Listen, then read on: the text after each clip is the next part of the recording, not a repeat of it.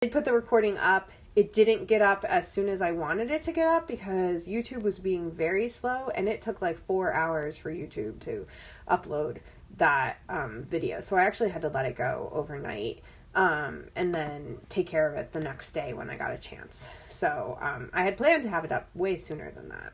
So, okay. Let's see.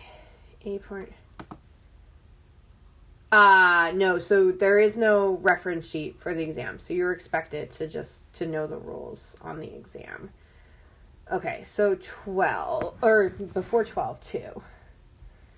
Okay, so problem 2 is the integral of t squared cosine t dt.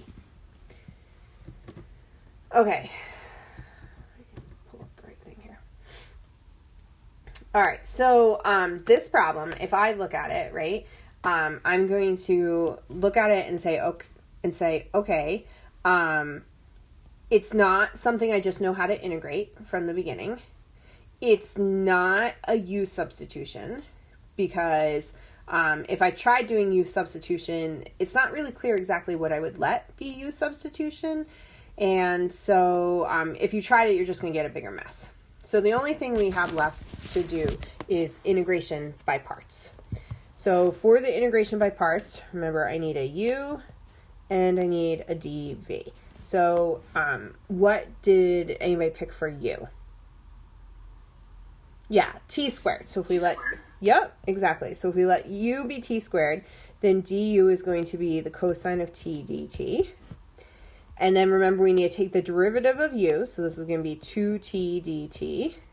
And to get v, we have to take the integral of the cosine of t dt. And so when I take the integral of cosine, I get what? Yeah, sine. So sine of t. And then remember, integration by parts says this is equal to uv minus the integral of v du. So in this case, uv is going to be t squared sine t minus the integral of v sine t du, so times 2t dt. No, you're right that it's just sine, right? Because the derivative of sine is cosine. So the integral of cosine is sine. And I'm just going to rewrite that second integral a little bit to make it a little nicer. So we've got t squared sine t minus I'm going to pull the 2 out. So 2 times the integral of t sine t dt. So questions on anything that I did so far?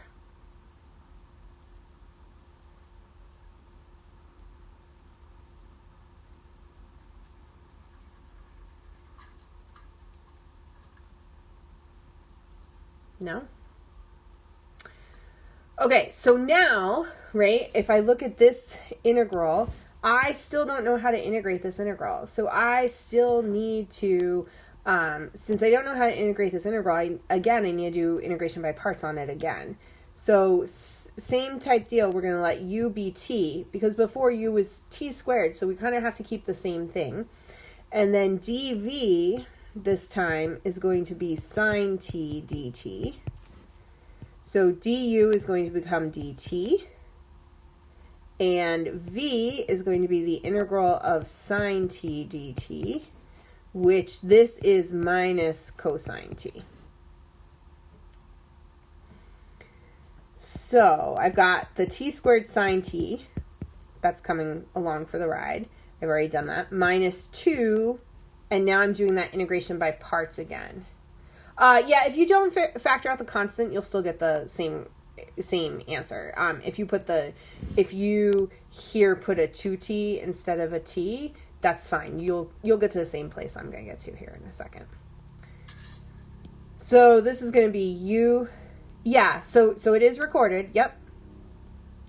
So it's going to be uv. So it's minus t cosine t minus the integral of v, which is minus cosine t, du, which is just dt. So I've got t squared sine t minus 2 times minus t cosine t. I can factor out the negatives, so I get plus the integral of cosine t dt. And then we already said that the integral of cosine is sine, so we've got t squared sine t minus 2 times minus t cosine t plus the integral of cosine is sine t plus c. And now you don't have to distribute that negative 2, but I will. So this way, if you had made your u here 2t, we'll end up with the exact same looking thing. So the final answer, t squared sine t plus 2t cosine t minus 2 sine t plus c. Questions on this one?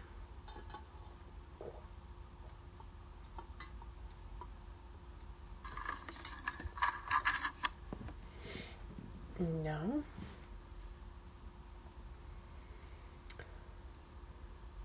Will the quiz be all integration by parts of the review stuff too? So the first test on Tuesday will be, it'll cover basic integration and differentiation from Calc 1, right?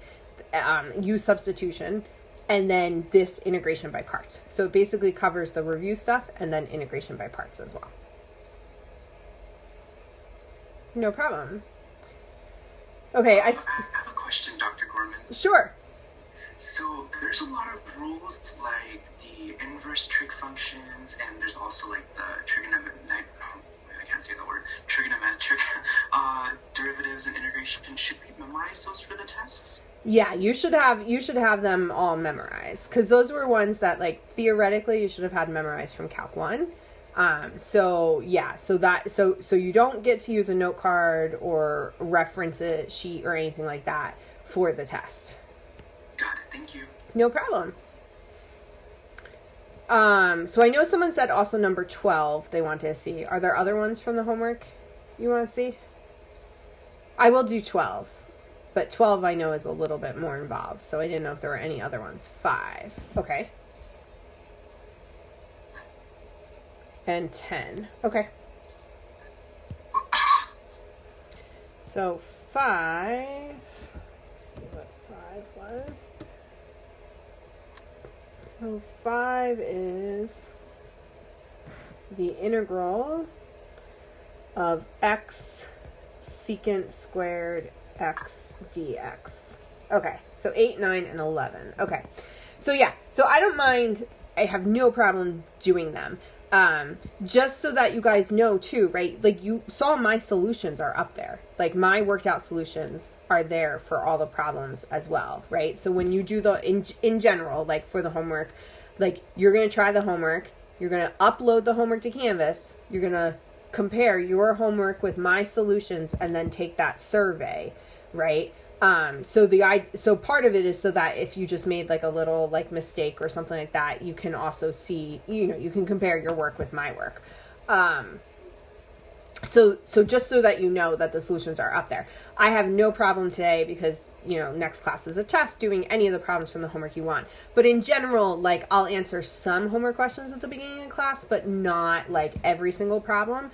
And that's also in that if you haven't uploaded or taken that homework survey part yet, one of the things in the survey actually asks, like, are there, even after looking at my solutions, are there still problems you don't understand, right? And so there's a section to put in there, like, yeah, like, I looked at your answer for number 11, and I still don't understand what's going on. So, I just want to kind of make clear about homework, so that you guys know that my answers are up there. Okay, so 5. Okay, so again, if I look at this, right, it's not something I just know how to integrate. It's not regular old U substitution. So for right now, it's got to be integration by parts. So what would we make U? Okay, x. So let U be x. And dv is going to be secant squared x dx. And so du is just going to be dx. And then we need the integral of secant squared x dx. So what's the integral of secant squared x?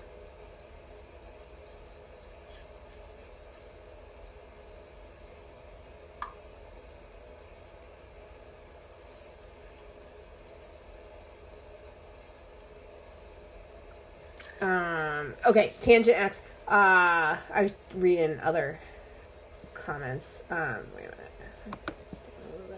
minute. Delta. Yeah, there's one that, like, it does, I think it should be up there, and if it's not, I will, there should be one where the solutions are worked out. Let me double check why we're talking right now. Under the test reviews.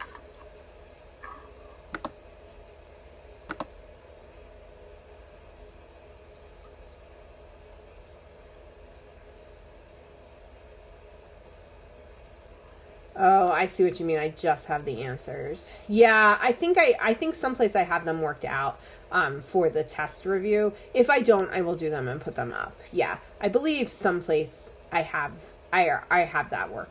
I have those problems worked out already. Let me just kind of reposition myself here.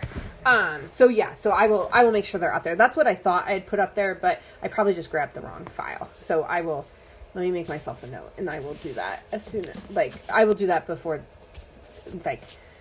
6 o'clock tonight. I should be careful.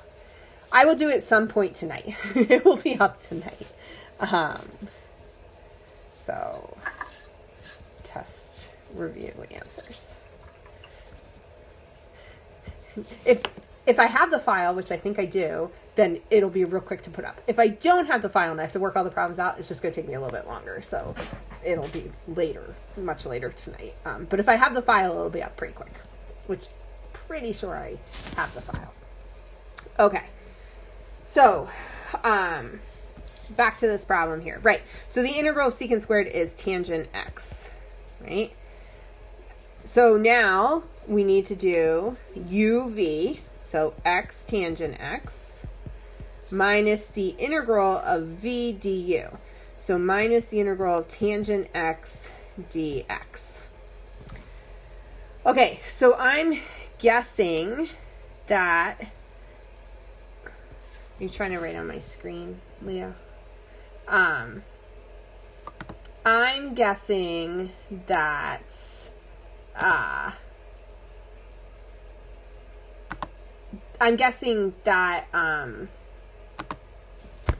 the issue became integrating tangent x, right, for people who asked me about this problem. So if you look at tangent x, you go, well, I don't know the integral of tangent x. And then you go, well, I don't know how to do a u substitution, and how am I supposed to do integration by parts? And the thing is that exactly what Julio and Aiden said is that you want to rewrite it. So we want to rewrite tangent x as sine x over cosine x. So this is going to become x tangent x minus the integral of sine x over cosine x. And so now what can I use to integrate that? Yeah, now I can just use the u substitution, right? So if we let u be equal to, someone said cosine x, then du is going to be minus sine x dx. So if I compare, I have a dx, I have a dx, I have a sine, I have a sine. I need a negative, so I'm going to put a negative inside, which means I need another negative outside. So it's going to turn that into a plus. So this whole part here is going to become du, and this here is my u. So I've now got x tan x plus the integral of 1 over u du. And what is the integral of 1 over u? Yep, it's a natural log, so we get x tangent x plus the natural log of the absolute value of u plus c. And then I just have to plug back in for what the absolute value of u is. So x tangent x plus the natural log absolute value of the cosine x plus c.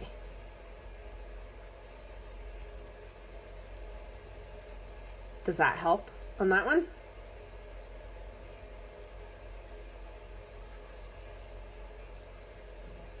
No problem. Then I should have... So, okay, 6. I can do 6. All right. Okay, so 6. I know there was 8, and so you guys are just going to have to remind me if I can't find the thing again. Whoops. I got to go back to the homework here. So give me 1 second.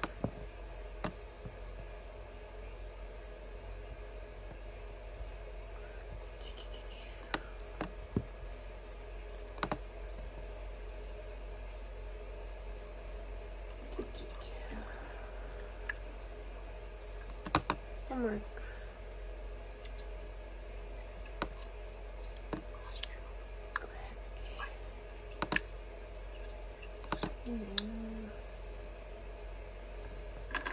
Okay. 6. So 6 gives you x cubed, the integral of x cubed e to the x.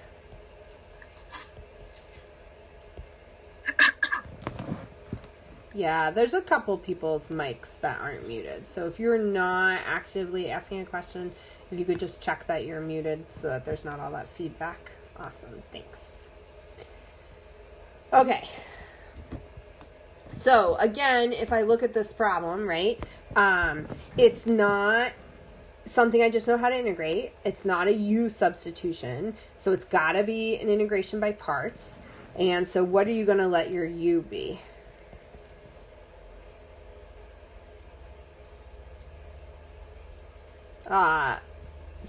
So you're going to let it be the x part. In this case, it's x cubed. So U is going to be x cubed, which means dv is going to be e to the x dx. So du is going to be what? No, that's okay. I figured. It's like, it's the equivalent of just like, yeah, I get in this world that we're, you know, you guys are trying to type answers to me, which is not always easy. So, yeah. So the integral, or the derivative of x cubed is 3x squared. And to get v, we're going to integrate this. So we get the integral of e to the x dx, which is just e to the x. So this is going to be uv, so x cubed e to the x, minus the integral of v du. So I'm just going to write it as 3x squared e to the x dx. And I didn't put the dx in there. Just to kind of like save myself a step of writing, right? I could write e to the x times the quantity 3x squared and then rearrange, but we're going to have to do a couple things here, so I'm going to save myself some writing. All right, so questions on what I did so far?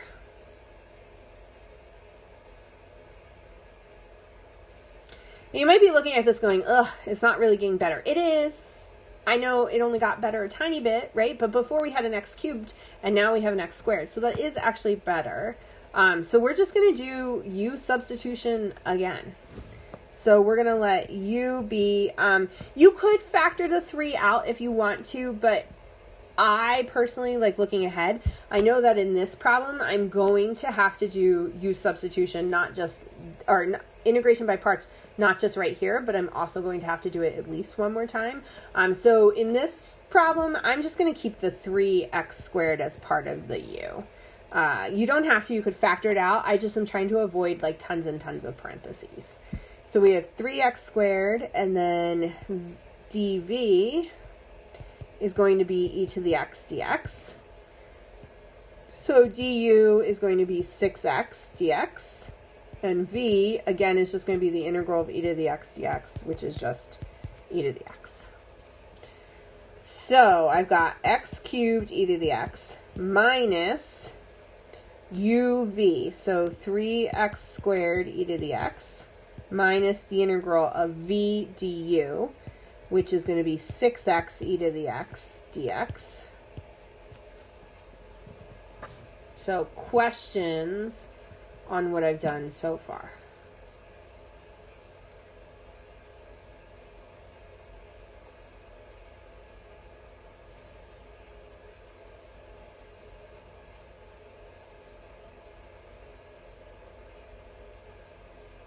No. Okay. So now I need to do integration by parts again. But I'm going to just distribute that negative to begin with, just to kind of make everything look a little nicer. So we have x cubed e to the x minus 3x squared e to the x plus the integral of 6x e to the x dx. And so we're going to do integration by parts on that last integral again. So u is going to be 6x, dv is going to be e to the x dx. So du is going to be 6dx, and v is going to be the integral of e to the x dx, which is just e to the x. Why is it plus 6 and not minus? Okay, so it's plus 6 and not minus because here I had this negative, and it's out in front of this big set of parentheses. So the negative's got to get distributed to this first piece and to the second piece. So the minus times the minus would give me the plus. Other questions?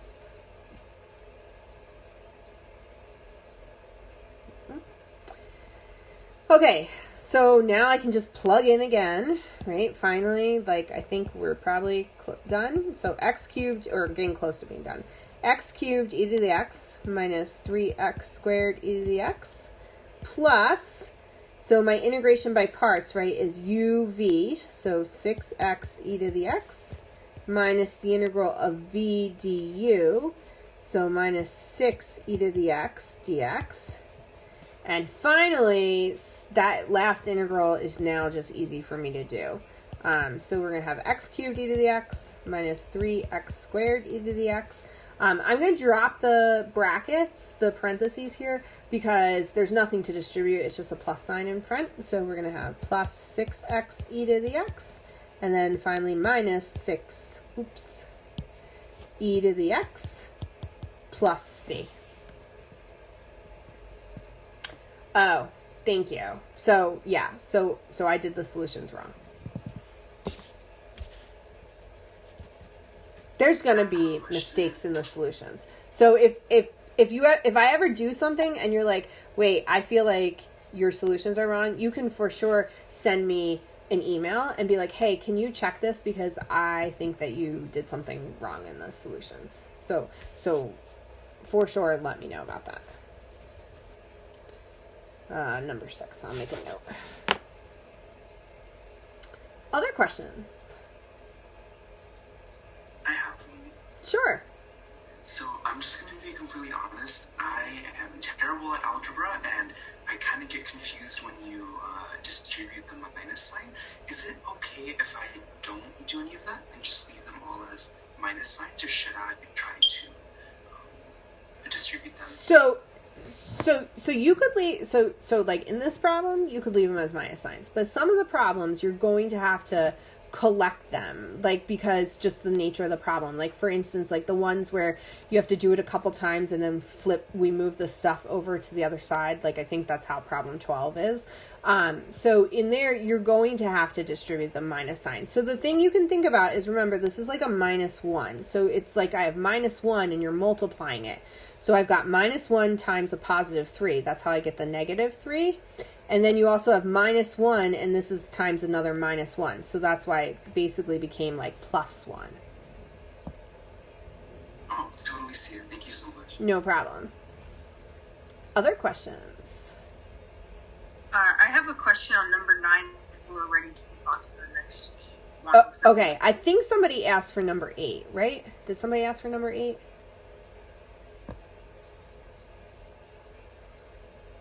I think the ones we have left are 8, 9 now. Or Sandra has a question on 9, 11, and 12. I think those were the ones I saw. Yes? No? Did somebody... Yeah, what? I think somebody else brought up number 9 first.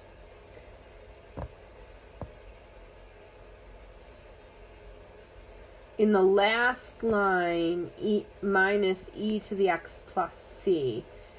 No, so you're not going one more time because, so here I've just taken this integral, and so basically the negative came down, the integral of 6e to the x is just 6e to the x. So I did like do this integration, but now the integral is gone. So since the integral is gone, there's nothing else for me to do there. Does that make sense, Julio?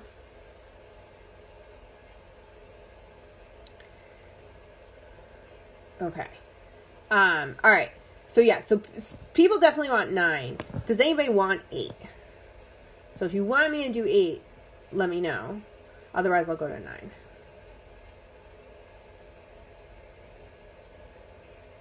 No. No 8s. Okay. Number 9, the thing that gets weird is you gave it to us in the homework as a indefinite integral, and you gave us the solution with it being definite. Oh. It's probably because I accidentally... it's probably because when I typed it, I forgot to type the limits of integration. So we can do it the way that it's written there, with no limits of integration. Thank you. No problem. Sorry about that. Can you do the last problem from Tuesday again? Yeah. And 12, I know people asked about 12, and 12 is actually 12 is actually really similar to the last problem as well. So let me see something here. Oops. Give me 1 second so I can just...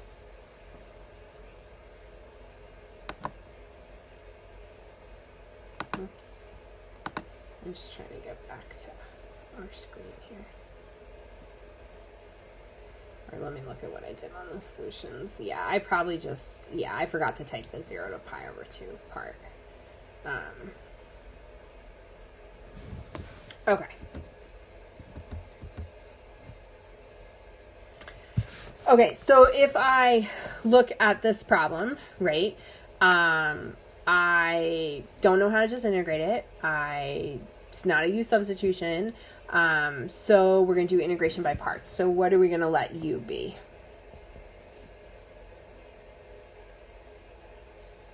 Yeah, so theta squared.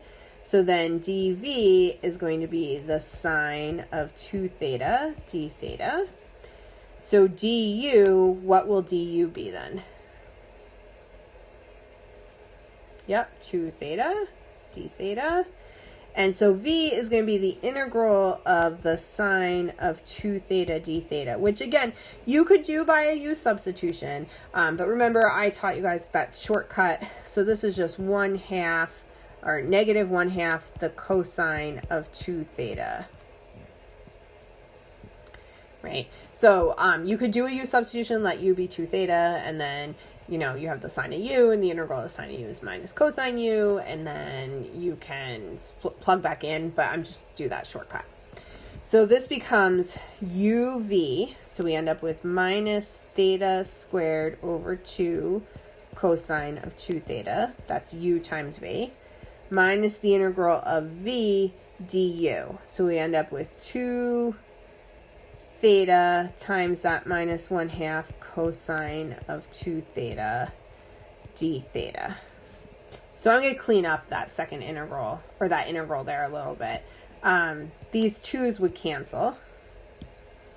So I've got minus theta squared over 2 cosine of 2 theta. And then I have a minus minus, so it's going to become plus the integral of theta cosine 2 theta d theta. So questions on any of that so far? Where did that negative 1/2 cosine 2 theta come from after you integrated it?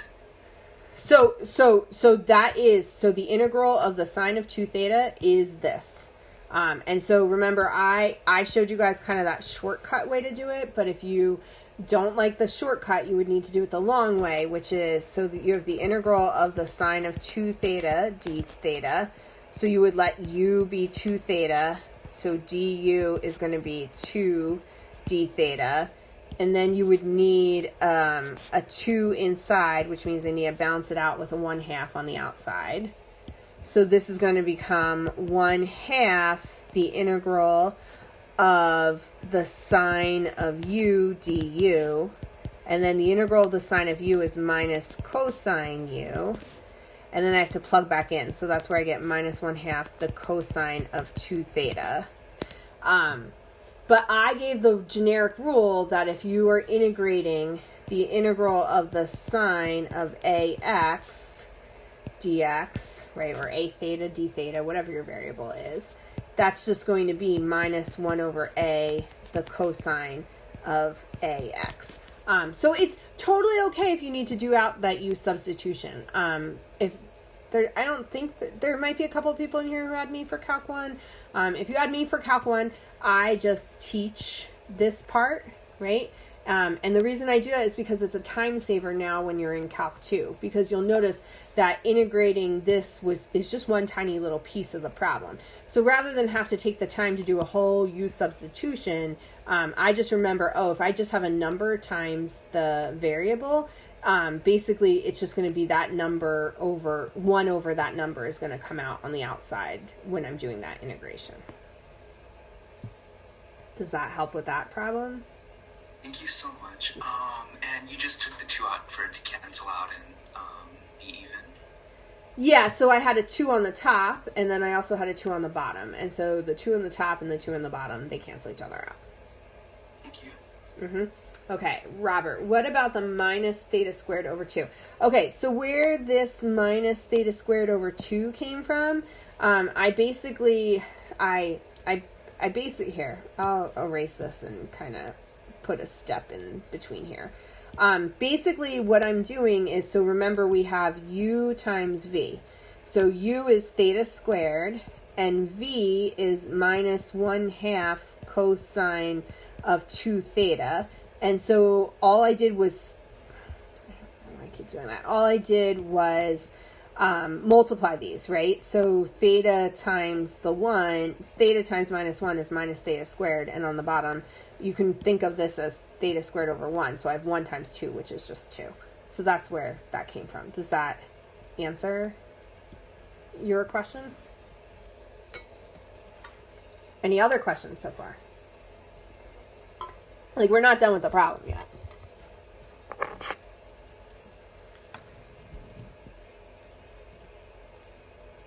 No. Okay, so now if I look at that integral that I have left, right? So I'm going to have to do integration by parts on that integral again, because it's not something that I know how to integrate. So we're going to have minus theta squared over 2. Oops, actually before I do that, I want to write down what the integration by parts is.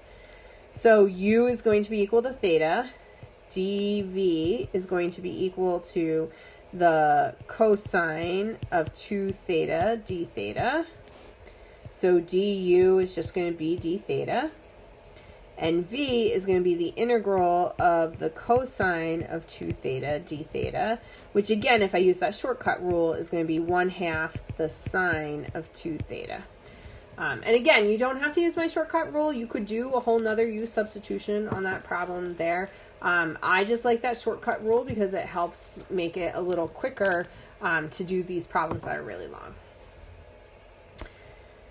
So now I've got minus theta squared over 2 cosine 2 theta plus, so this part here, right, we're going to replace with that integration by parts. So we need uv, so uv is going to be theta over 2 sine of 2 theta minus the integral of v du, so it's going to be minus the integral of 1/2 sine of 2 theta d theta.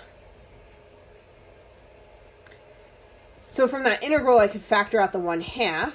So I've got minus theta squared over 2 cosine 2 theta plus theta over 2 sine of 2 theta minus 1/2 the integral of the sine of 2 theta d theta.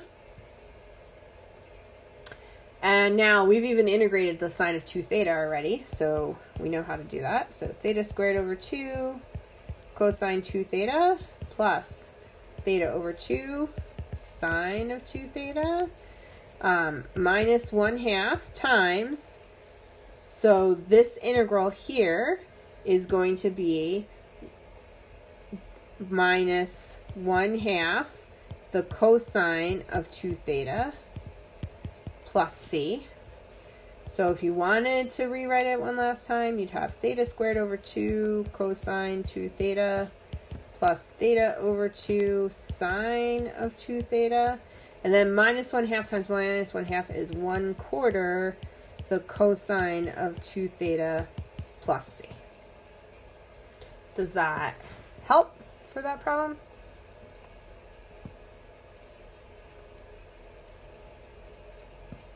No problem. Questions on that one? Can you bring the board up a little bit? Sure. Thank you. No problem. Is that good enough or do you need more? No, that's good. Thank you. No problem.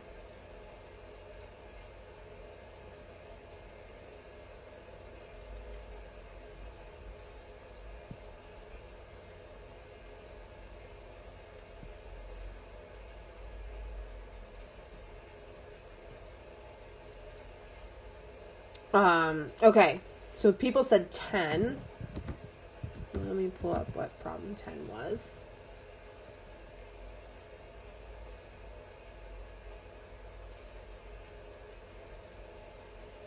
So are we okay if I go on to the next page? I don't want to cut off anyone that's writing.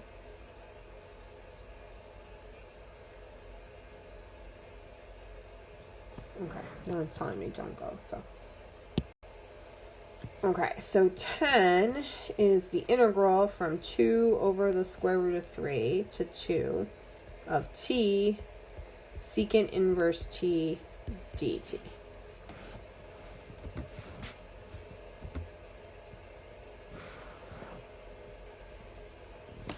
Okay, so it's kind of an ugly problem, right? I definitely don't know how to just integrate it. I also can't really do use substitution. So that only leaves me integration by parts. So again, if you remember that mnemonic laete, right? L is logarithms. I don't have any logarithms. I, though, is inverse functions. And here, I happen to have an inverse function. So that's what we should make u. And that's good, because then we'll take a derivative, and that inverse function will go away. So we're going to let u be equal to the inverse secant of t, which means dv is just going to be t dt. Questions about that so far?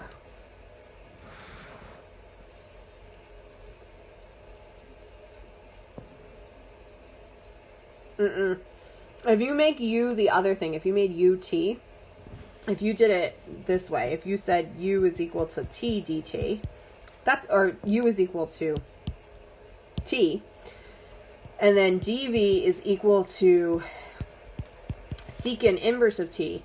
The problem here becomes, so this I could take a derivative of, that's not a problem, but the dv part, the inverse secant, I have no idea how to integrate that, right? So remember, to get v, I have to be able to integrate this, and I don't know how to integrate that. So therefore, you don't want to do it that way. Does that make sense?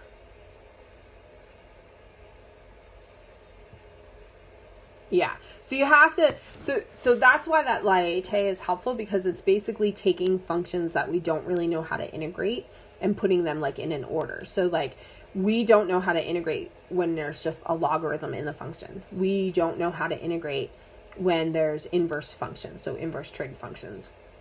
So that's why those are helpful if you make them a u, because then you never have to integrate them.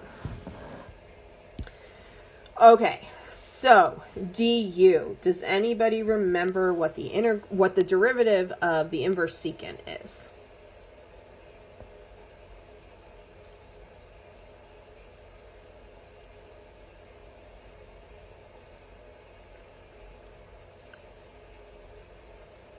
Hello? Hi. Yeah, I believe it is 1 over the absolute value of u square root of like the u squared minus 1. Yeah, so t square root of t squared minus 1, since I have t's. Yep. And I can, so you don't have to worry about that absolute value right here, because we're going from 2 over the square root of 3 to 2, and those are all positive numbers. So I'm just dropping the absolute value. You could have left it there. It would have been okay.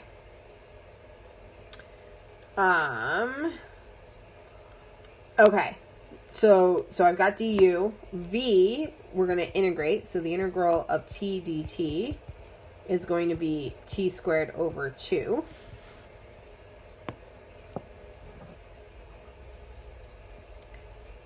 It's technically 1 squared. Correct. Oh, on the inside, like t squared minus 1, you're saying it's technically that 1 is squared. Yeah, technically. But since it's just a 1, we just write 1. Yep. If it wasn't a 1, like if you were messing around with, if inside your secant wasn't just a t, if you had some other stuff in there. But yeah. Do you have to multiply? Oh, yep. Yeah, I need a dt in here. Thank you. I think that's what you're asking me, Robert. Okay. Yeah, I forgot it. Thank you. Okay. So I've got uv, right? So I'm going to write the v part first, right? It doesn't matter if you write uv or vu. It's the same thing. So we've got t squared over 2 secant inverse of t. So uv minus the integral of v du. So t squared over 2 times 1 over t square root of t squared minus 1 dt. Are we okay with that?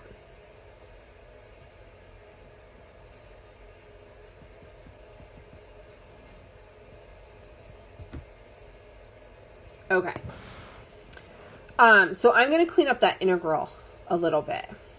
So one thing that can happen, this t cancels the square. I can also factor that 1/2 out in front. So I'm going to do that. So we've got, the other thing I'm going to remember too is that I just put it over here and don't worry about it till the end. But when everything is said and done, we're going to have to evaluate this from 2 square root of 3 to 2. I don't have to do it yet. But I just want to remind myself that we do have to do that at the very end. So I've got t squared over 2 secant inverse t. I'm going to pull out the 1/2. And I've basically got left a t on the top and a square root of t squared minus 1 on the bottom, dt. And all of that I'm going to evaluate from 2 square root of 3 to 2. Questions so far?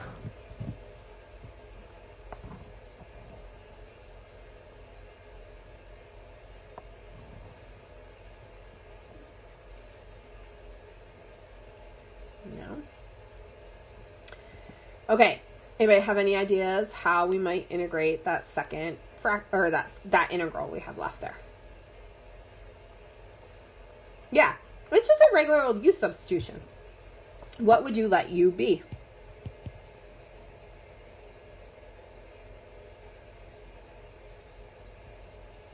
Yep. So if you let u be t squared minus 1. So remember, on that sheet I posted under the handouts, there's stuff about kind of like how do you pick a u in terms of a u substitution. And so one of the things you kind of look for is like the innermost function. And so the innermost function that's going on here is t squared minus 1. So I'm going to let that be my u. So du is going to be 2t dt. So I have the dt part, I have the t, but I need a 2. And that means to balance out the 2, I need another 1/2 out in front. So this is going to become t squared over 2 inverse secant of t minus 1/4, 1/2 times 1/2. The integral of du over the square root of u.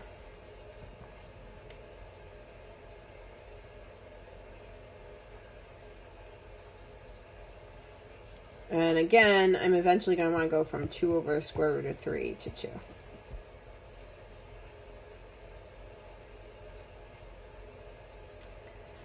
So I'm going to rewrite it one more time in terms of integrating it. before I integrate it. So I get t squared over 2 secant inverse of t minus 1/4 times the integral of u to the negative 1/2 power du, and then all of that we're evaluating from 2 square root of 3 to 2.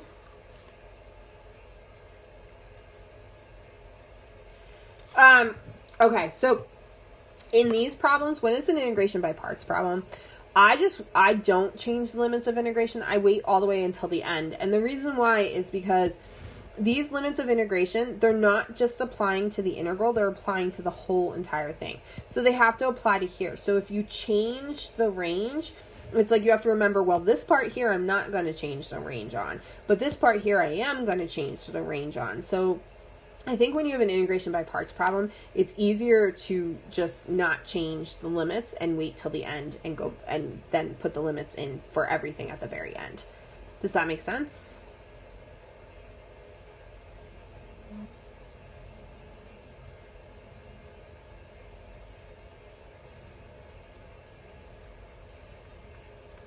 Yeah. I change the limits if it's just like one integral and it's just a straight up u substitution problem. Then I do always change the limits. Integration by parts problems, I don't usually change the limits on. Other questions so far? No problem.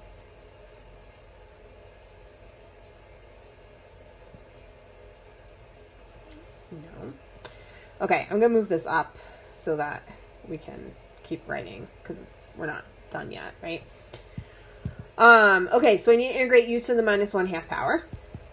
Oops. So we're going to get, we've got t squared over 2 inverse secant of t minus 1/4 times u to the 1/2 over 1/2.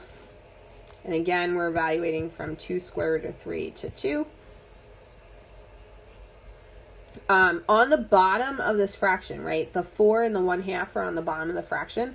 They would cancel, the 4 and the 2, so this is going to be a 2.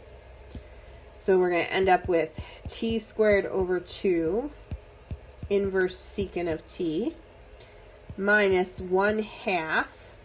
And then u is t squared minus 1 to the 1/2. And all of that is evaluated from 2 over the square root of 3 to 2.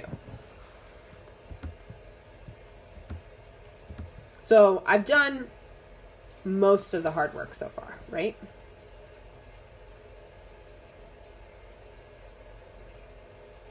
I just have to now plug in these limits.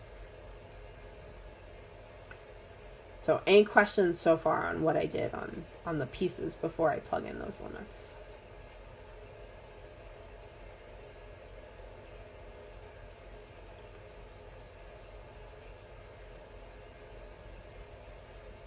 No? Okay. So now, I'm going to plug in the 2 first. So we've got 2 squared over 2.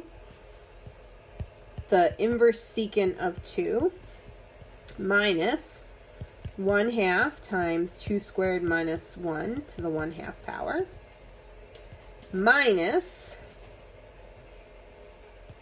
2 over square root of 3 squared over 2. The inverse secant of 2 over square root of 3 minus 1/2 times 2 over the square root of 3 squared minus 1 all to the 1/2 power. So it's ugly, and I'm just going to move this. I guess that's as far up as it's going to let me go. So I'm going to move that up, but we just have to figure those things out.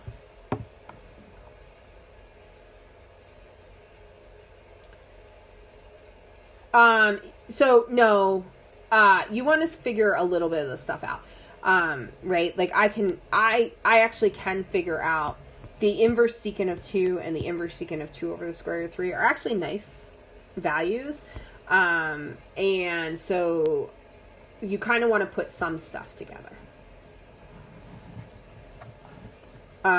So 2 squared over 2, right? That would be 4 over 2. So that's 2. Anybody know what the inverse secant of 2 is? So can you think of something where the secant gives you a value of 2?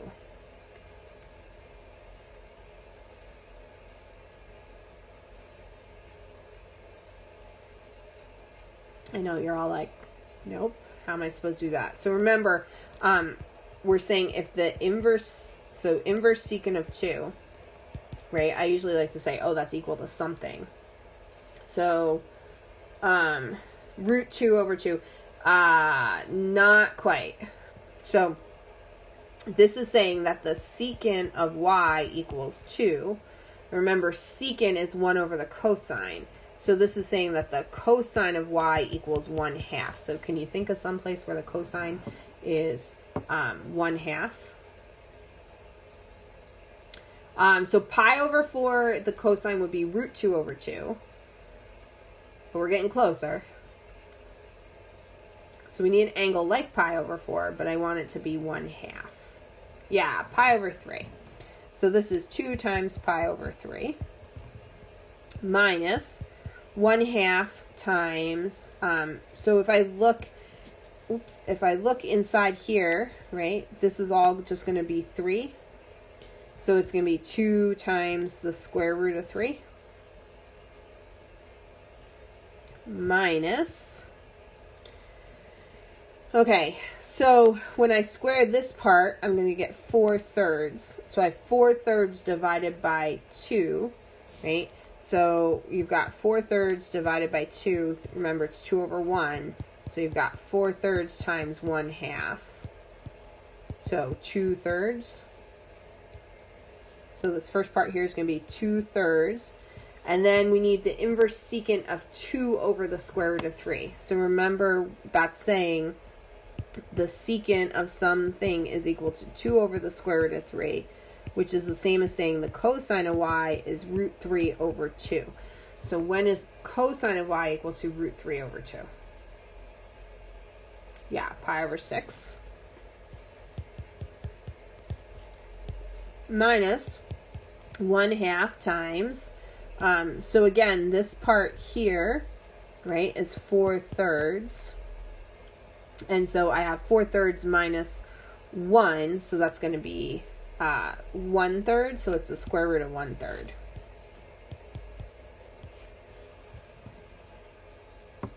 And so at this point, if you wanted to leave your answer here, I'm okay with that. I'll do a little bit of cleanup. I do a lot of cleanup on the answer key, but you don't have to do as much as I did on the answer key.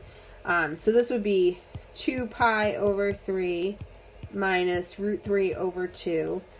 And the second one, the 2 and the 6, 2 goes into 2 one time, 2 goes into 6 3 times. So we get minus pi over 9, because I'm distributing this negative. And then this negative also has to get distributed to this part. So we're going to have plus 1/2 times square root of 1 over 3. So that's probably where I would leave it. I did take it further in the answer key, but you don't have to.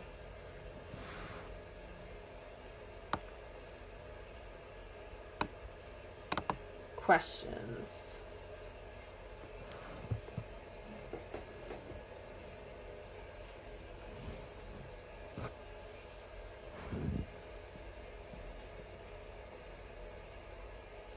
No.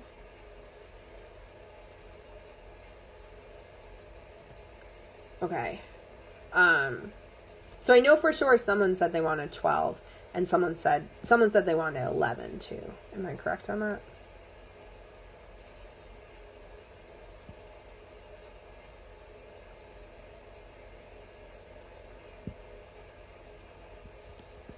Yes. No. Maybe. Does anybody want me to do 11?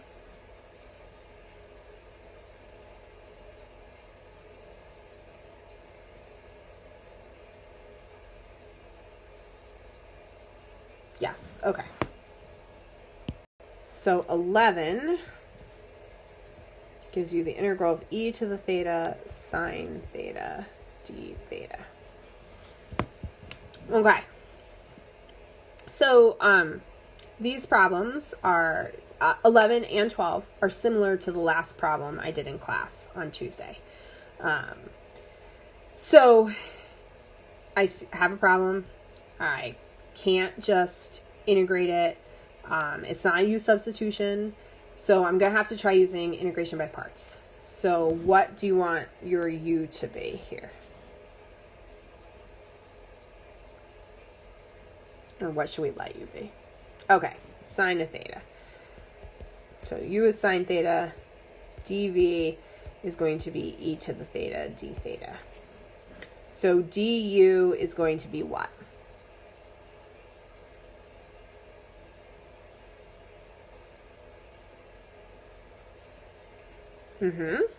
Derivative of sine is cosine, so cosine theta d theta. V is going to be the integral of e to the theta d theta, which is just e to the theta. So we're going to do integration by parts. So uv, so e to the theta sine theta, minus the integral of v, e to the theta du cosine theta, d theta.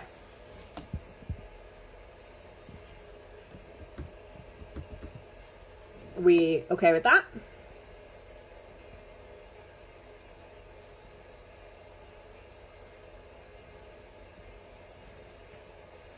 Yeah. Okay. So again, that second integral, or that integral we just got, right? Again, I'm going to have to do integration by parts on it. And we want to keep the same thing. So since in our first integration by parts, the u was the trig function, we're going to keep that same thing. So we're going to let u be the cosine of theta. So dv is going to be e to the theta, d theta. So du, the derivative of the cosine, is negative sine theta, d theta. And v, again, is just going to be the integral of e to the theta, d theta, which is e to the theta. So we get e to the theta sine theta minus uv, so e to the theta cosine theta, minus the integral of v du. So it's going to be minus e to the theta sine theta d theta, right? So I kind of rearranged the terms a little bit there.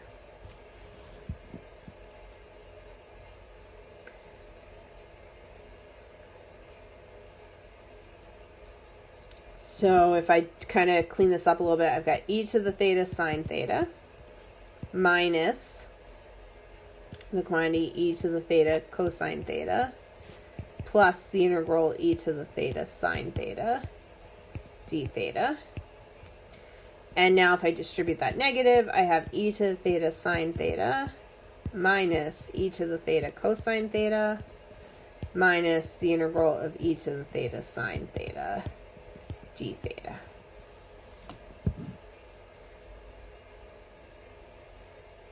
Questions?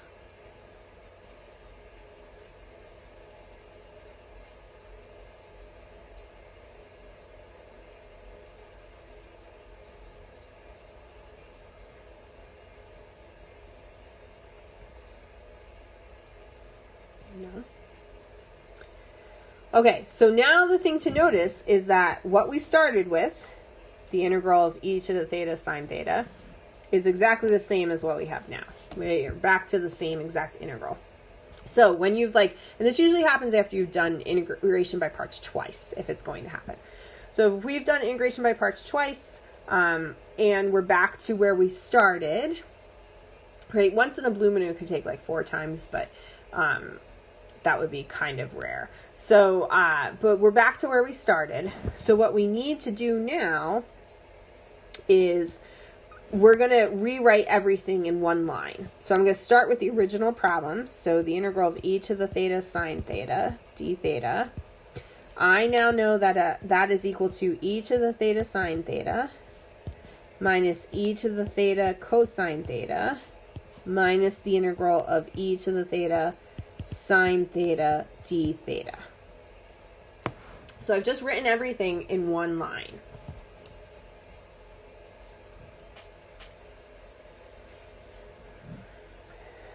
And now what I'm going to do is I am going to take this integral here.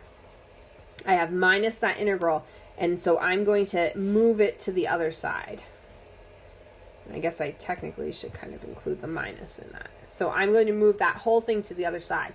So just like if you were to have a minus, if you had 4 minus x, if you had 7x equals 4 minus x, you would add x to both sides. We're essentially adding the integral to both sides.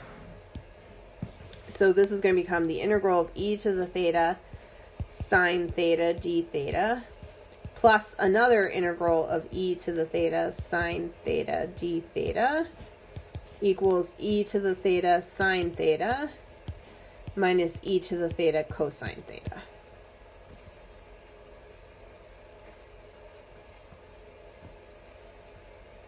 Questions on what I did there?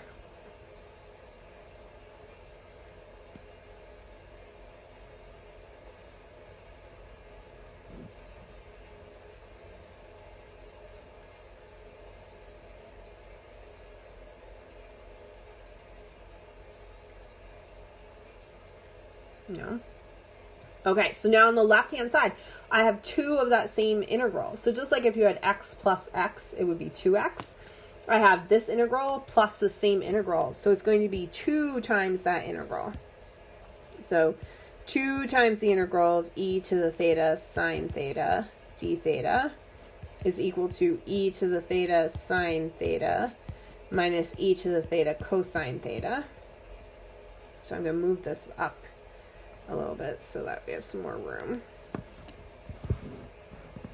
So do you only do this when you end up having an integral? Yeah, you only do this when, as you're doing integration by parts, you get back to that original integral you started with.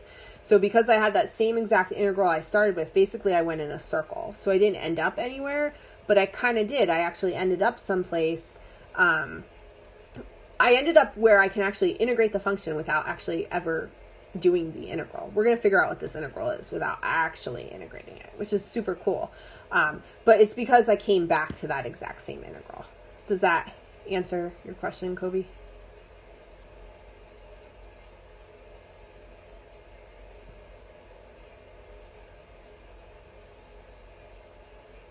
No problem. So now I'm going to divide both sides by 2.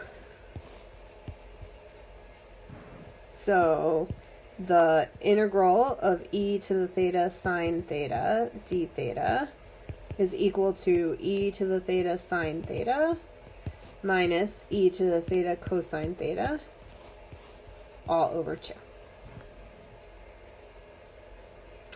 And then because I have an indefinite integral, I need to add that plus c.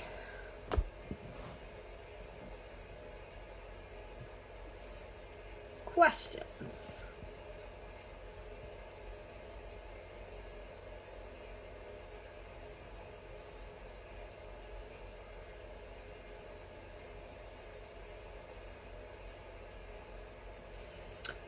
We're not finding C right now. No. If you have to go on and take Calc 3, there are some things in Calc 3 where you find C, but for us right now, we're not finding C. Yeah, so you have to divide by 2 because you have to get that integral all by itself, right? I'm trying to get this integral by itself because I want to say my original problem was this integral, so I need to answer my original problem. So to get this integral by itself, I had to divide everything by 2.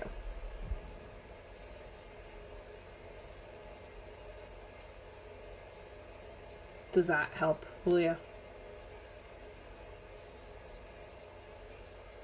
Other questions?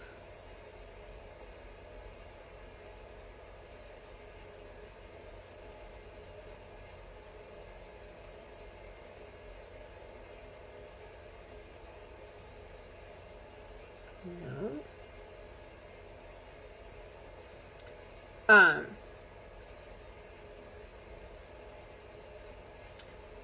Yeah, the problem didn't change, but that 2 you have to get because you're trying to get that integral back. It just depends which one you think is harder, Calc 2 or Calc 3. I personally think Calc 3 is harder, but lots of people think Calc 2 is the hardest one. So it kind of just depends. I don't know. Brian might be able to say what he thought was harder. I think he's taking Calc 3.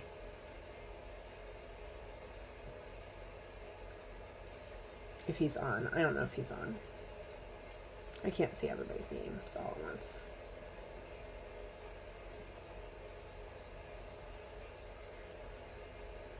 Okay. So then 12. So 12 is similar to this. It's just a little bit messier than this one. So let me see here.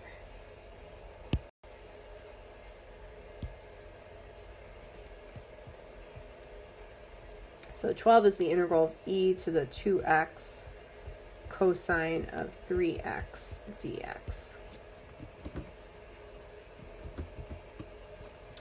So 12 is similar, right? I have an e and I have a trig function. The difference is this time I have e to the 2x and my trig function is the cosine of 3x. So just like before, we can let u be equal to the cosine of 3x, and we can let dv be equal to e to the 2x dx. And so du, the derivative of cosine, is going to be negative sine of 3x times 3. So I'll rewrite that as minus 3 sine 3x. And v is going to be the integral of e to the 2x dx. So again, you could use substitution, or you could use that quick rule like we did the other day. So this is going to be 1/2 e to the 2x when I integrate it. But if you don't remember the quick rule, you can absolutely use substitution to get that. And then I'm going to plug in, right? So I've got uv.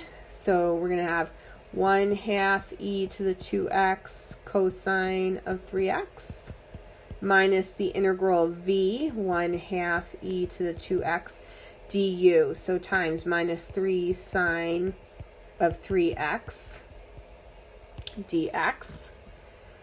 And that integral looks really ugly, so I'm going to clean it up a little bit.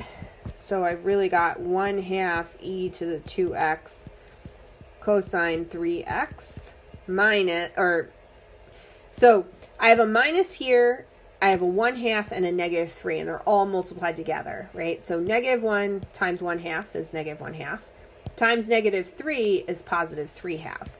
So this is going to be plus 3/2 times the integral of e to the 2x sine of 3x dx. So it just kind of cleans up that integral a little bit. So questions on anything I did there so far?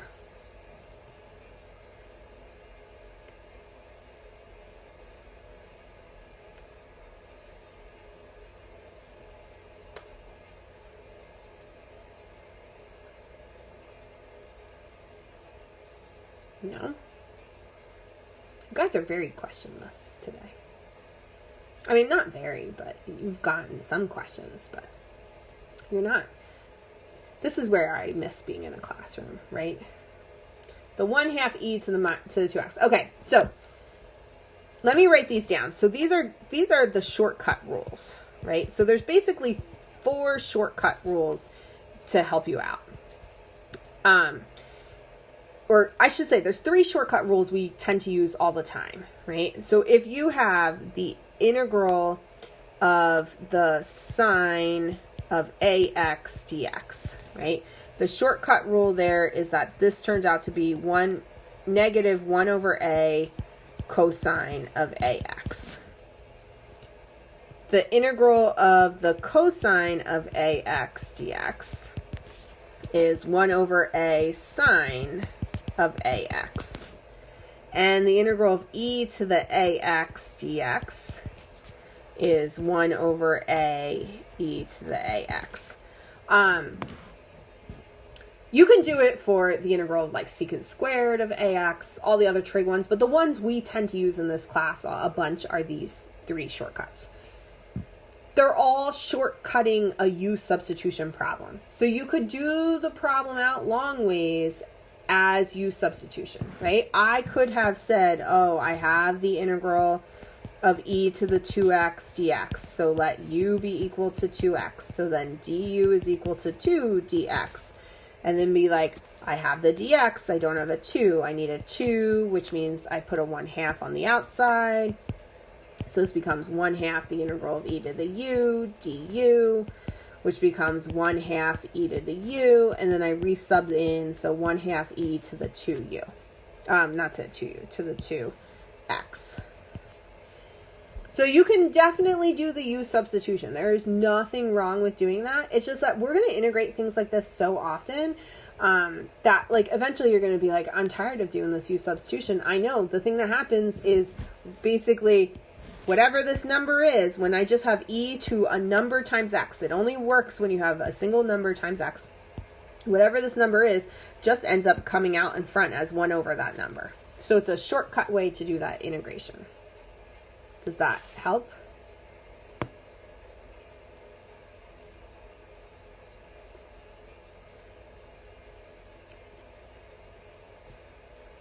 Okay.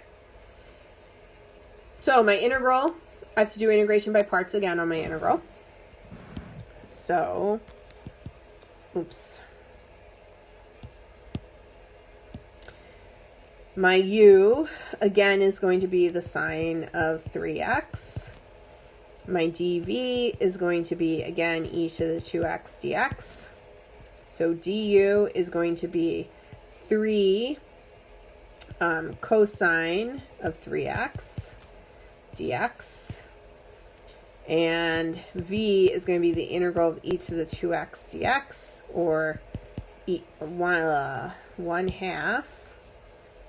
I guess I'll just write it here. 1/2 e to the 2x.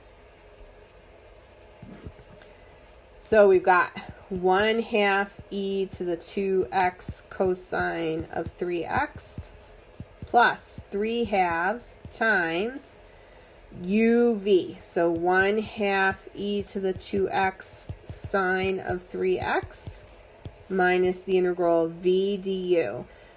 So we've got v 1/2 e to the 3x times 3 cosine 3x dx.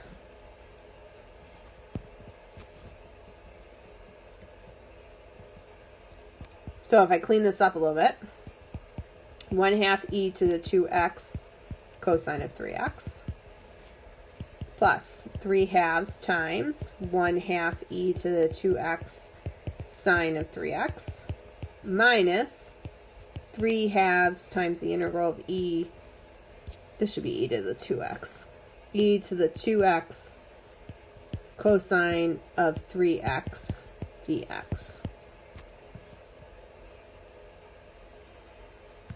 And now what I want to do is I want to take this 3/2, and this 3/2 has to get distributed. It's got to go to this first piece and also to the second piece. So what I really have is 1/2 e to the 2x cosine of 3x plus 3/4 e to the 2x sine of 3x minus 9/4 the integral of e to the 2x cosine of 3x dx.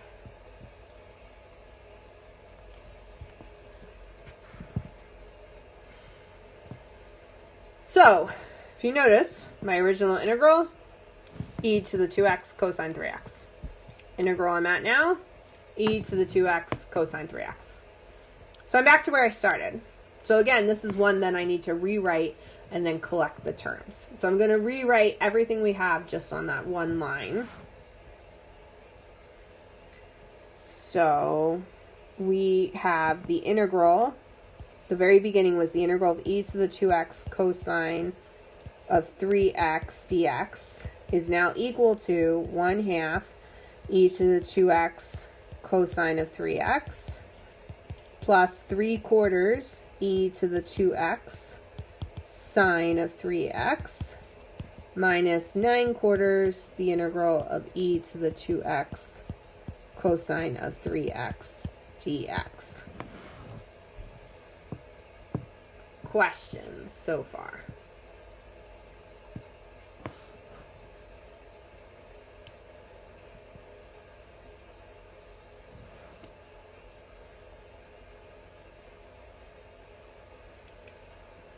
And so now all we have to do is play that game where we're going to move the one piece to the other side and then divide to get the integral all by itself. To move the piece to the other side, I'm going to go to a new page. So I'm going to copy this line and then we'll take it to a new page. Just because I don't think I'm going to be able to keep expanding down. What is going on here? Enough for how much I need. So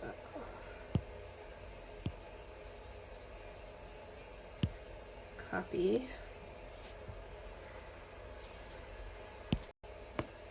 Okay, so I just copied that last line over. And now what we're going to do is this piece here, I want to bring to the other side. So it was a minus 9/4 on this side, so we're going to add 9/4 of that integral on the other side. So we're going to have the integral of e to the 2x cosine 3x dx plus 9/4, the integral of e to the 2x cosine of 3x dx equals 1/2 e to the 2x cosine of 3x plus 3/4 e to the 2x sine of 3x. Does that make sense? Or I should say, does anyone have a question on anything I did there?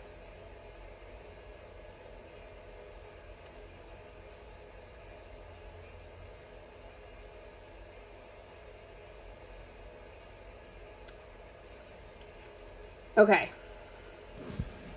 So then remember, I have one of these integrals and I have 9/4 of those integrals. So one whole integral plus another 9/4 is going to be 13/4. So I have 13/4 times the integral e to the 2x cosine 3x dx is equal to 1/2 e to the 2x cosine 3x plus 3/4 e to the 2x sine of 3x. And now I basically want to divide both sides by 13/4. So we're going to divide this side by 13/4, so they would cancel. I'm going to divide this whole side by 13/4. So the integral of e to the 2x cosine 3x dx. Dividing by 13/4 is the same as multiplying by 4/13. So I have 4/13 times 1/2 e to the 2x cosine of 3x plus 3/4 e to the 2x sine of 3x. And then I could distribute that 4 over 13.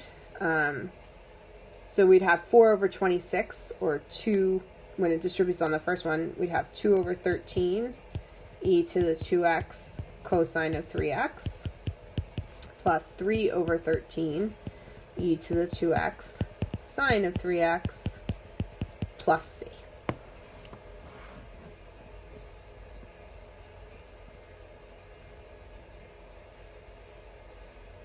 Questions?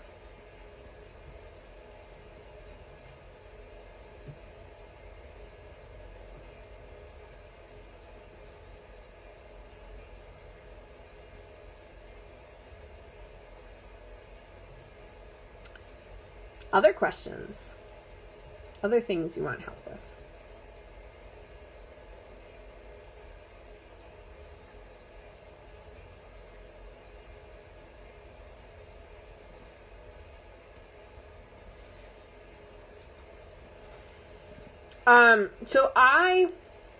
If you have the unit circle memorized, right? So that's kind of like the easiest way to do it.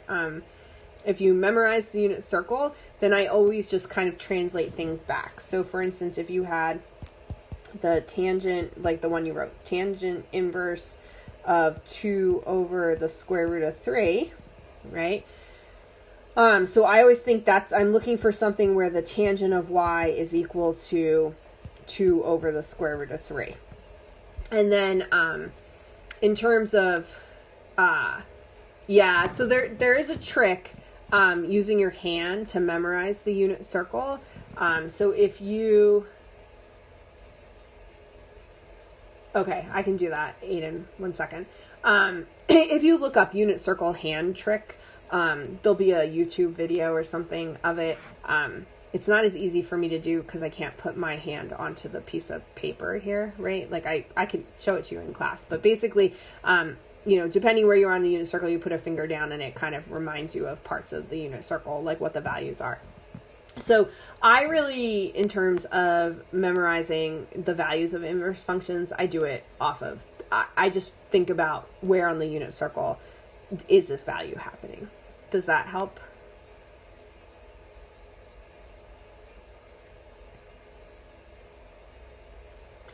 I can find, so like it's, I don't remember all the backwards values, right? And so a lot of times the things we're doing aren't going to be like inverse tangents. They're usually going to be sines or cosines. So like if I have like the inverse sine of 1/2, right? That's really saying the sine of what value would be 1/2. So I think about where on the unit circle, and you're looking in quadrants. You're looking in quadrant 1 if stuff is positive, and then you're looking in quadrant 4 for the sine and the tangent if stuff is negative.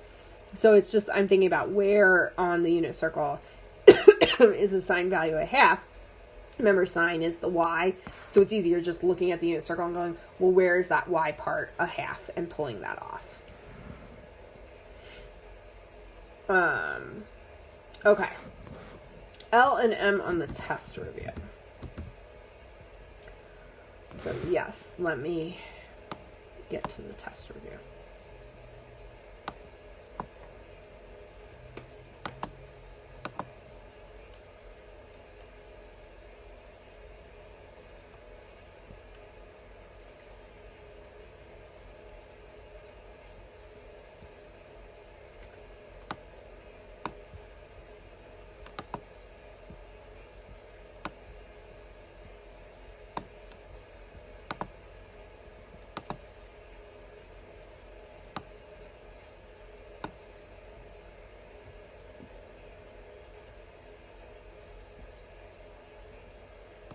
Okay.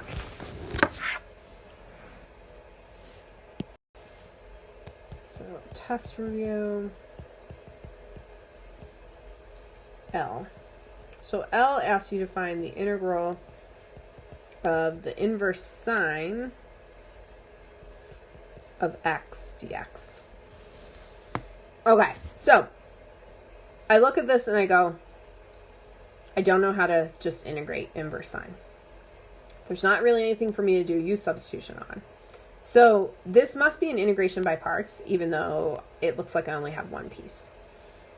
So just like we did before with the inverse secant, we have an inverse function. We're going to let that be the u. So we're going to let u be this part that I don't know how to integrate. I'm just going to make it inverse sine of x, which means we're going to let dv just be straight old x.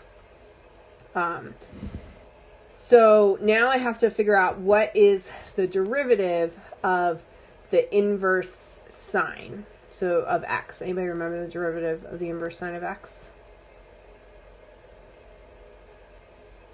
Oh, yeah, I meant to, yeah, thank you. I didn't mean to write x, I meant to write dx. I forgot the d.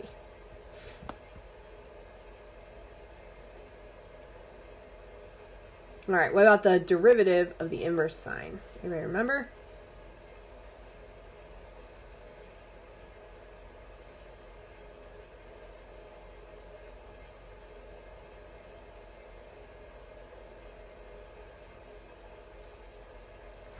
No.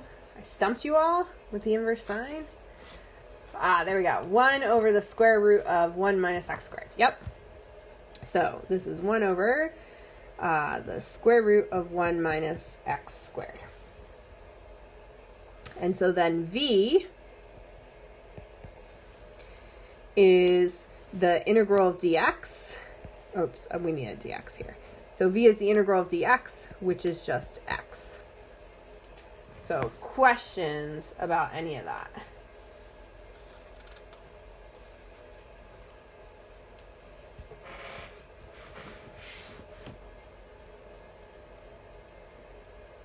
No? Okay, so I have uv. So now I'm going to use the integration by parts formula. So uv, so x inverse sine of x, minus the integral of v, x, times du. So times 1 over the square root of 1 minus x squared dx. And I can make that look a little nicer. So x inverse sine of x minus the integral of x over the square root of 1 minus x squared dx. And so all we have to do is integrate x over the square root of 1 minus x squared. So what can I use to integrate that?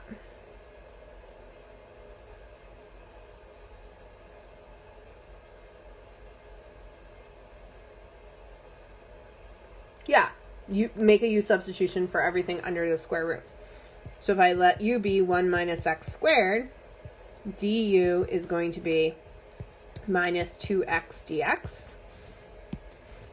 So I need a minus 2, which means I need a minus 1/2 out in front.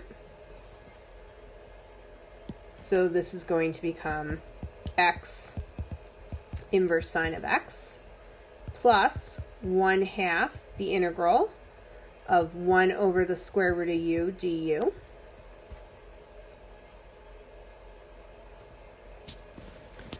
And I'll kind of come up here so we have it all in one place. So this is going to be x inverse sine of x plus 1/2 times the integral of u to the negative 1/2 power dx.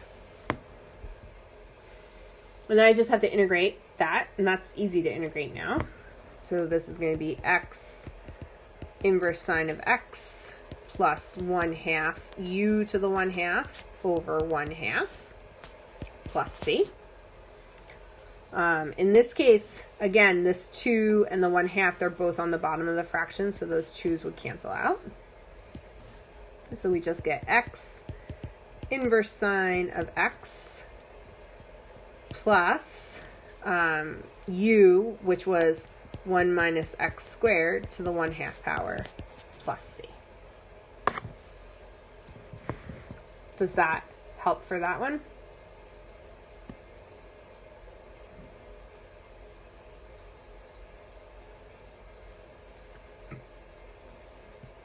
No problem. Questions on L before I do M?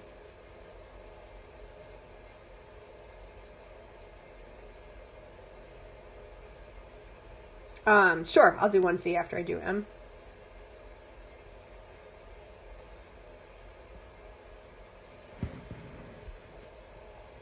Okay.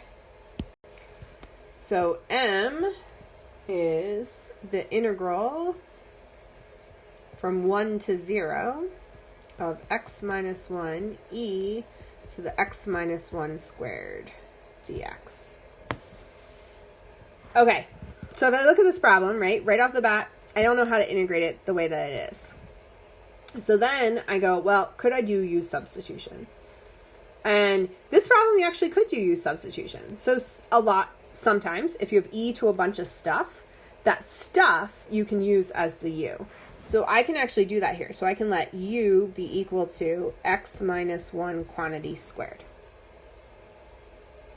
So then my du would be 2 times x minus 1 to the power minus 1. So it would just be to the first. I don't have to write the first. Then times the derivative of the stuff inside. So times 1. So dx. So it's really 2 times x minus 1 dx. And that's pretty nice because I happen to have an x minus 1. All I need is a 2 in front, and then I would need a 1/2 out here to balance it off. I'm going to change the limits. So my upper limit was x equals 0. So when x equals 0, u is going to be 0 minus 1 squared, or 1. And my lower limit, x equals 1, u is going to be 1 minus 1 squared, or 0. So this whole integral turns into 1/2 the integral, my new limits, which are now 0 to 1, of e to the u du. So questions about that so far?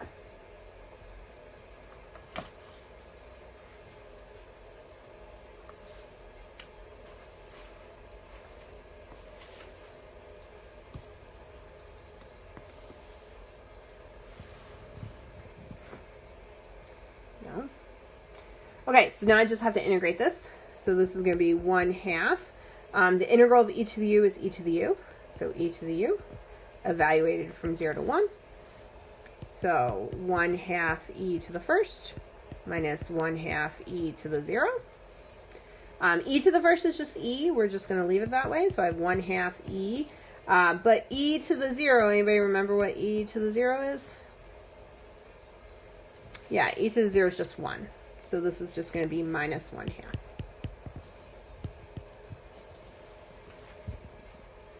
Does that help with that one?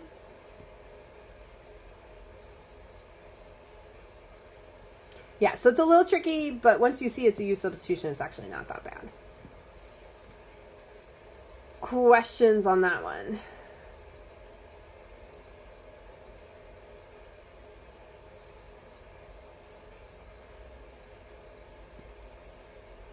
Okay, so Sandra asked for 1c. So 1c asks us, I believe, to find a derivative. So yeah, so 1c gives us f of x equals x minus 5 over 2x minus 1 to the third power. Could I have done integration by parts? Integration by parts probably wouldn't have gotten you anywhere in that problem. The reason why is because you don't know how to integrate this by itself. So you can't make this your dv. This would have to actually end up being your u, and then this would be your dv, and as you start integrating, this is going to start getting uglier looking, right? It's going to go from x minus 1 to x squared minus 1. So yeah, integration by parts actually it wouldn't work on this problem. So if you're doing integration by parts and you start getting stuff that's more and more messy, that's an indication that either you've picked the wrong u and dv, or it's not really an integration by parts problem. So here I have f of x equals x minus 5 over 2x minus 1 all to the third power. So when we go take the derivative, so I've got a bunch of stuff to a power. So the first thing I'm going to do is deal with that. So we've got 3 times the stuff to the power minus 1. And then I have to multiply times the derivative of the stuff inside. So what am I going to use to find the derivative of the stuff inside?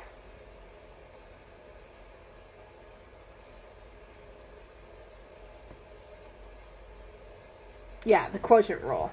So the quotient rule says the bottom, 2x minus 1, times the derivative of the top, which is 1, minus the top, x minus 5, times the derivative of the bottom, which is 2, all over the bottom squared. And then I do not care about you simplifying this, so I would just stop there. I wouldn't. You could work and make it like nicer looking, but you don't need to.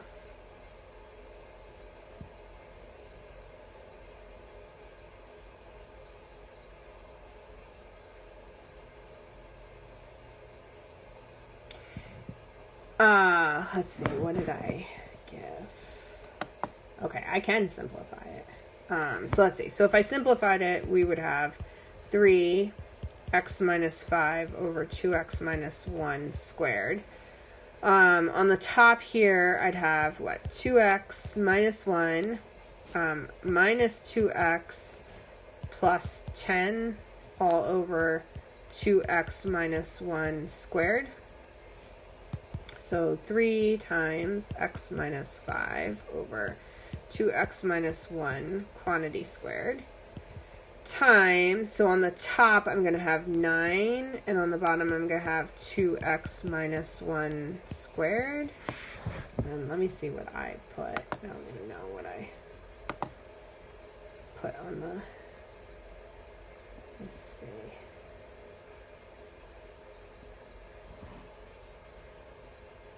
Oh, yeah, I have no idea what I...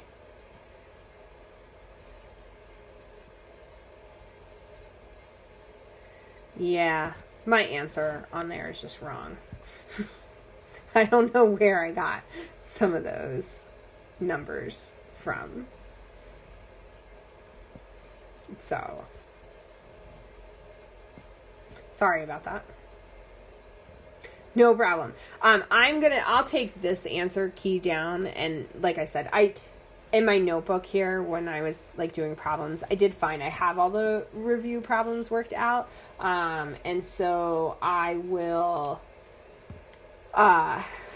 so they'll be up like fairly quickly is what I want to say. I have I have office hours and stuff like that, but after that I will get them up, because they are already all worked out. Any other questions?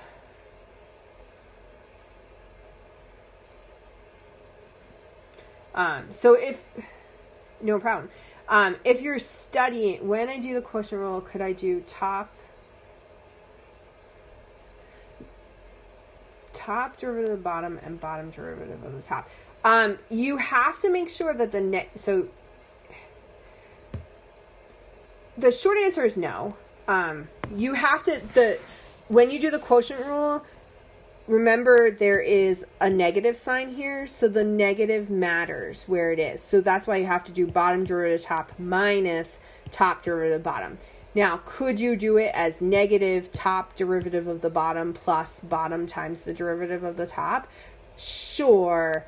But otherwise, so you want to be careful. So my rule of thumb would be probably not. Most people aren't going to remember, I have to put a negative in front of the part that is top times the derivative of the bottom. Does that make sense?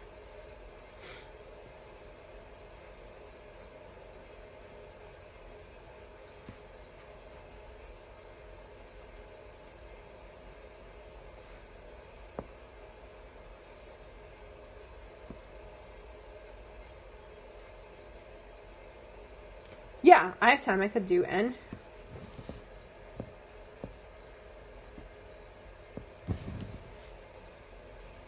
Okay.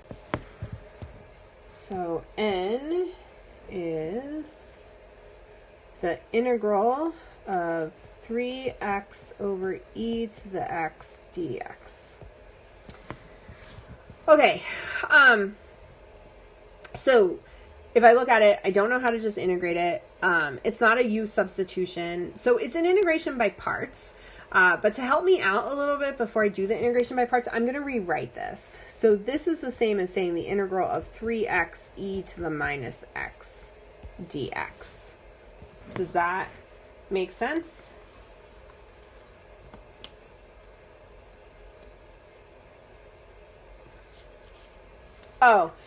Yeah. So what'll happen is, in terms of the test, you can definitely use your phone to scan the test. And what'll happen is when you're done with the test, you'll just send me, a private chat and say, I'm taking out my phone to upload the test now. So I will give those instructions on the day of the test as well. If that makes sense, Lane.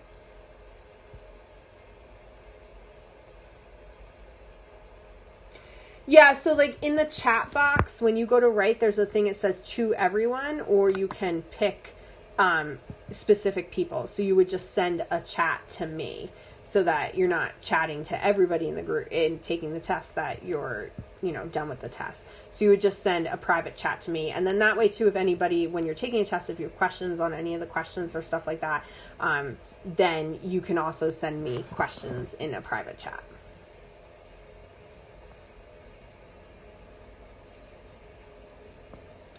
Okay, so you'll upload it to Canvas. So just like how you upload the homework to Canvas, you'll upload the test to Canvas as well.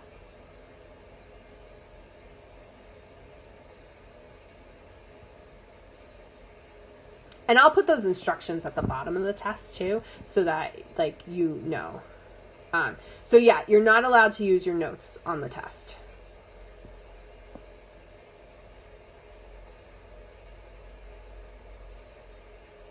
No, you're fine. Not a problem. Okay, so we're looking at the integral of 3x e to the minus x. And so now that's easier to use the integration by parts on.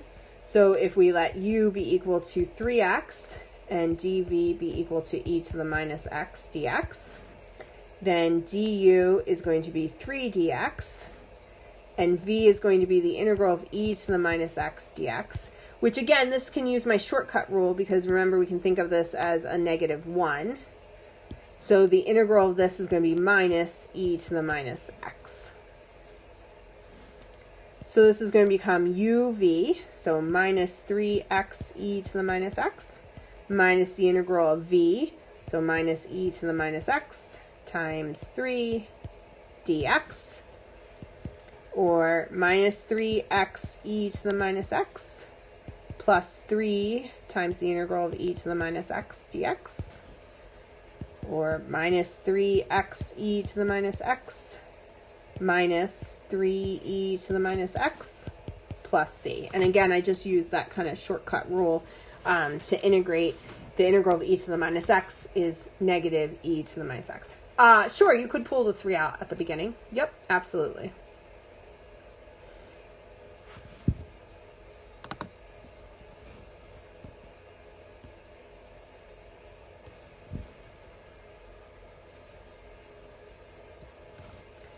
I'm glad it helped. Any other last minute questions here before we end for the day?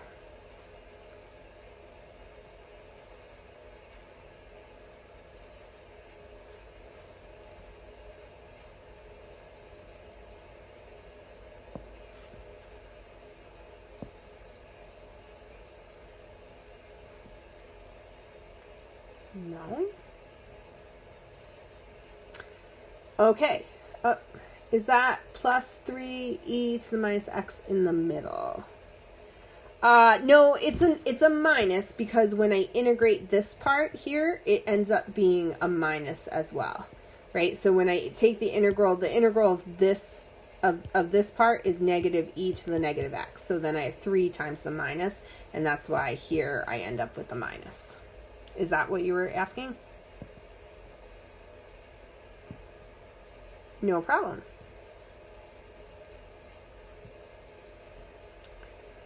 Okay, so I will see you all on Monday. Again, if you have any problems and you're studying for the test or whatever over the weekend, or not Monday, Tuesday, our class is Tuesday, feel free to send me an email, or if you have any questions about the logistics of the test, feel free to contact me about those too. And otherwise, I will see you all on Tuesday.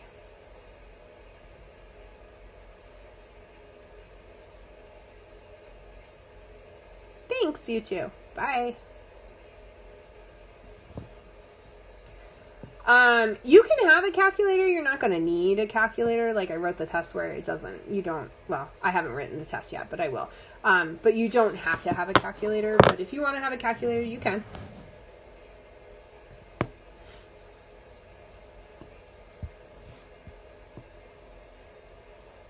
Have a nice day too. Thanks.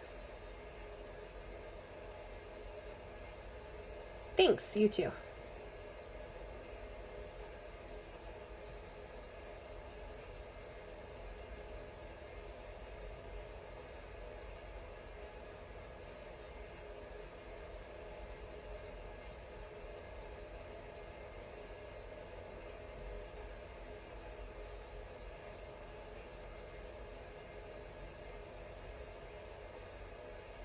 Does anybody have any other questions that's left?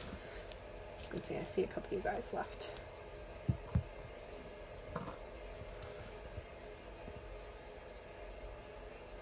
Why did you divide e? Why did you divide negative e to the negative? Oh, I didn't divide. You mean in the pink? What I just did in the pink?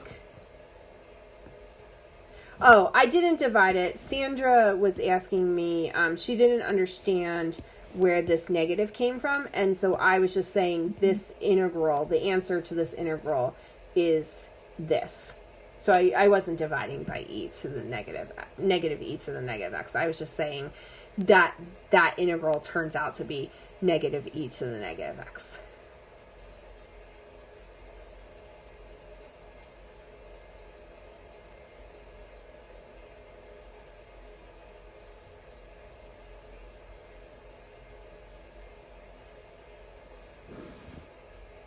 Other questions?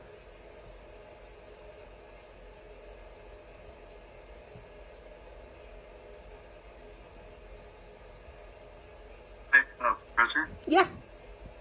Yeah, so I was just on the last one that you did on 1C, I believe. Yeah, my question was I just didn't know how to word it correctly, but it was basically if I could have done instead of the derivative of the bottom, instead of the bottom times the derivative of the top minus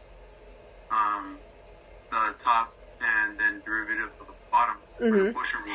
Could I just do flip them kind of and just do derivative of the top times the bottom minus the top and then derivative of the bottom? Wait, say that again. You want to flip it and do how do you want to write? Tell me how you want it to write so I can write it. So if I can do u prime times v minus u times v prime. Okay, so in this particular example, what would you write down? I would just flip the 2x minus 1 and then the 1. It would just be kind of the same thing, I guess, but it would just be 1 times 2x minus 1. Oh, that, yeah. You want to write the derivative part first? Yeah, that's fine. You can write the derivative. You can flip-flop in the multiplication, sure. I thought you were trying to say you were trying to flip-flop this part and this part. You can't flip, change those. But if you want to write if you want to write 1 times the quantity 2x minus 1 and 2 times the quantity x minus 5, that's totally fine. Oh, okay. That's good. Yeah, because last semester my professor, he taught us to do that. He taught us to do that's fine. U prime and then, Yep, not a problem. Okay, well then that's good. Okay. What's it called? For example, will we have, if on the quiz, will we have kind of difficult problems? For example, the one that you did before. Like the very last one, like the last one I did on the homework. No, it was number 10, where it was this huge kind of thing. It was this. So I think on number 10. Oh, this was 10, right? I should say, I probably wouldn't put something exactly like 10 on there. If I did put something like 10 on there, it would be something that was a little bit shorter than this problem. So I do try to be pretty conscientious of how long the problems are and how much time it takes. So it's not a bad problem, but I don't know that I would put this exact one on the test. Okay. Yeah, I was just asking because, for example, sometimes it may get confusing at times, doing for example, U substitution or different types of problems, and then just by memorizing, the unit circle, because there's I guess there are some problems where, for example, you kind of need a calculator to find if it's if it's a definite integral. Yeah, so anything, so problems that would be definite integrals, they would be easy things when you plug them in. So things that you wouldn't have to have a calculator to do. Yeah. So indefinite integrals are the ones without bounds? Correct. Yeah. Indefinite integrals are the ones without bounds. Oh, okay. Okay. Yeah, good thing. be doing the supplemental instruction? Today? Yeah, I believe so. Oh, okay. Then I'll see him over there. Okay. Okay. Thank you. Bye. No problem. Bye.